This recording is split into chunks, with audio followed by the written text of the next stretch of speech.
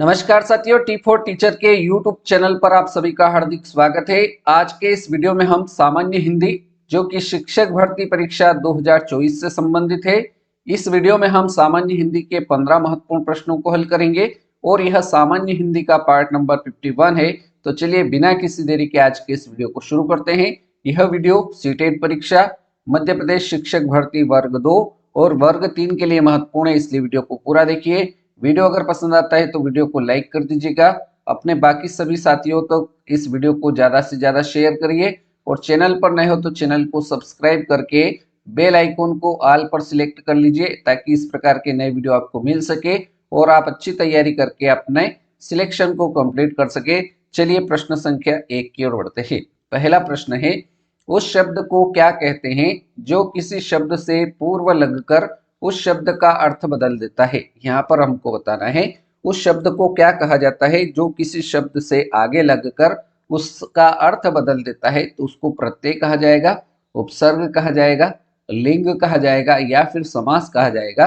तो जो शब्द किसी शब्द के आगे जोड़कर उसका अर्थ बदल देता है उसको उपसर्ग कहा जाता है। ऑप्शन बी हमारा सही जवाब रहेगा। अगला प्रश्न है प्रश्न संख्या 2। प्रश्न संख्या 2 में हमें दे रखा है गिरीश। गिरीश शब्द का यहाँ पर आपको सही संधि विच्छेद बताना है। गिरीश शब्द का सही संधि विच्छेद क्या होगा? गिरिधन ईश होगा, गिरिधन ईश होगा, गिरधन ईश होगा या गिरिधन ईश होगा। तो गिरीश शब्द जो है इसका सही संधि विच्छेद हो जाएगा गिरिधन ईश। ऑप्शन ए इस प्रश्न का राइट आंसर रहेगा। अगले प्रश्न की ओर बढ़ते हैं। प्रश्न संख्या 3। प्रश्न संख्या 3 है, मात्रा के आधार पर स्वर कितने प्रकार के होते हैं? बहुत ही बढ़िया प्रश्न है। मात्रा के आधार पर स्वर कितने प्रकार के होते हैं? 2 होते हैं, 3 होते हैं, 4 होते हैं या फिर 6 होते हैं। तो मात्रा के आधार पर अगर आपसे पूछा जाए स्वर कितने प्रकार के होते हैं तो साथियों 3 प्रकार के मात्रा के आधार पर स्वर होते हैं। कौन कौन से होते हैं? पहला होता है ह्रस्व स्वर, पहला आपका ह्रस्व स्वर। दूसरा मात्रा के आधार पर होता है दीर्घ स्वर, जहां पर बड़ी मात्रा होती है उसको दीर्घ स्वर। और तीसरा जो स्वर का प्रकार होता है उसको कहा जाता है प्लुत स्वर। जैसे आपने देखा होगा एक शब्द, इसका उदाहरण है ओम, ये आपका प्लुत स्वर का उदाहरण है। ठीक है, चलिए अगले प्रश्न की ओर बढ़ते हैं। प्रश्न संख्या 4। प्रश्न संख्या 4 है, बच्चों के भाषा सीखने में सर्वाधिक महत्वपूर्ण है। बच्चों के भाषा सीखने में सर्वाधिक महत्वपूर्ण क्या है? सुंदर लिखना, मानक वर्तनी, शुद्ध उच्चारण या फिर बातचीत करना। तो बच्चों के भाषा सीखने में सर्वाधिक महत्वपूर्ण बातचीत करना रहेगी। ऑप्शन डी हमारा राइट आंसर हो जाएगा।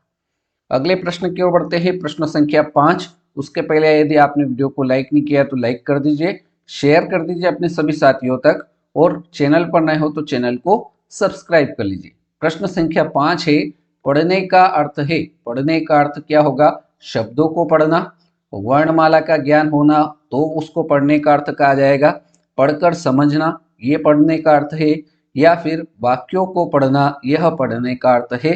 तो साथियों पढ़ने का अर्थ क्या होगा? तो पढ़कर समझना पढ़ने का अर्थ हो जाएगा। ऑप्शन सी हमारा बिल्कुल सही आंसर रहेगा। अगला प्रश्न है प्रश्न संख्या 6।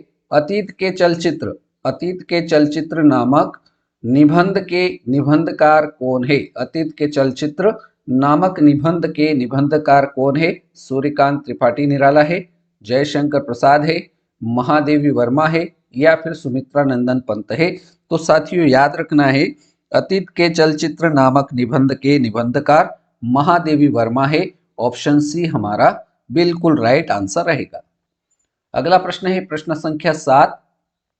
प्रश्न क्रमांक 7 है, माँ ने बच्चे को खेलते देखा। माँ ने बच्चे को खेलते देखा किस कारक का उदाहरण है? यहाँ पर हमें जो वाक्य दे रखा है इसमें किस कारक का प्रयोग हुआ है? अपादान कारक, संबोधन कारक, अधिकरण कारक, कर्म कारक।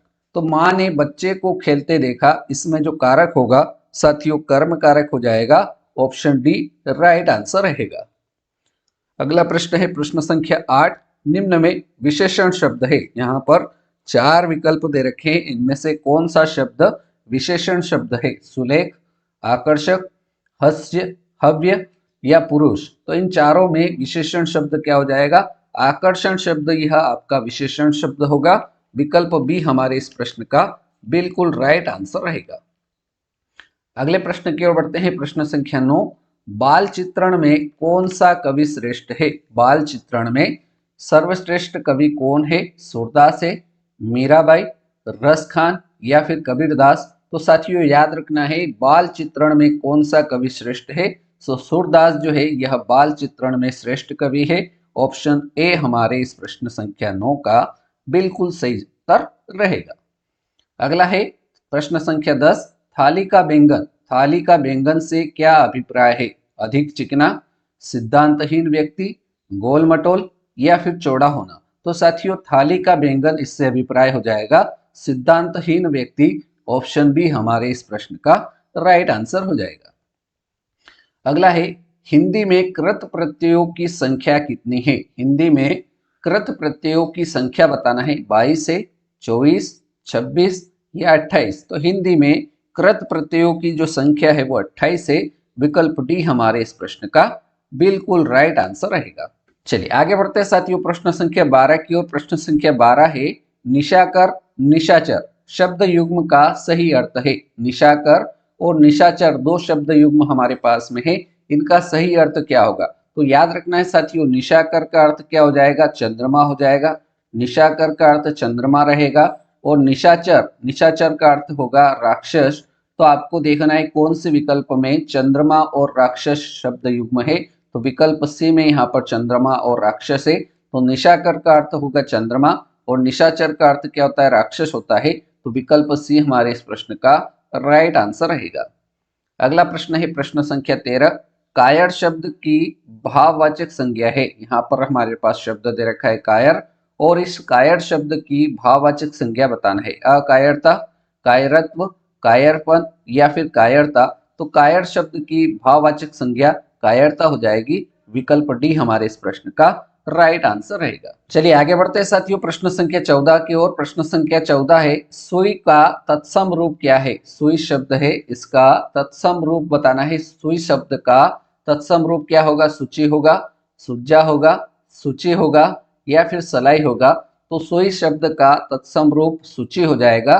विकल्प सी हमारे इस प्रश्न का राइट आंसर रहेगा। और अब बारी है साथियों आज के इस वीडियो के अंतिम प्रश्न, प्रश्न संख्या 15, आ बेल मुझे मार, आ बेल मुझे मार इस कहावत का अर्थ है। आपसे एक प्रश्न ये भी पूछा जा सकता है, आ बेल मार मुझे, यह क्या है? कहावत है, ये आपको याद रखना है। तो आ बेल मुझे मार इस कहावत का अर्थ क्या हो जाएगा? बैठे बिठाए आफत मोल लेना, कठिन कार्य करना, बेल को हल में जोतना या बेल द्वारा मार गिराना? तो आ बेल मुझे मार इस कहावत का अर्थ क्या हो जाएगा? बैठे बिठाए आफत मोल लेना। ऑप्शन ए इस प्रश्न का राइट आंसर रहेगा। तो साथियों इस प्रकार से आज के इस वीडियो में हमने शिक्षक भर्ती हिंदी विषय के हमने 15 महत्वपूर्ण प्रश्नों को हल किया। और इस प्रकार की क्लास हमारी प्रतिदिन प्रातः 9 बजे होती है। अगर आप हमारे व्हाट्सएप ग्रुप से जुड़ना चाहते हैं तो उसकी लिंक वीडियो के डिस्क्रिप्शन में दे रखी है। अगर आपका कोई डाउट है तो आप इस नंबर पर कमेंट कर सकते हैं, या आपको अगर हमारे व्हाट्सएप ग्रुप में जुड़ना है तो आप इस नंबर पर भी मैसेज कर सकते हैं। तो चलिए आज के इस वीडियो में इतना ही। आपने वीडियो को पूरा देखा उसके लिए आपको बहुत बहुत धन्यवाद। अगले वीडियो में मिलते हैं। अगर वीडियो हेल्पफुल लगा हो तो वीडियो को लाइक कर दीजिएगा, अपने बाकी साथियों तक शेयर कर दीजिए, और चैनल पर नए हो तो चैनल को सब्सक्राइब कर लीजिए। जय हिंद, जय भारत, वंदे मातरम।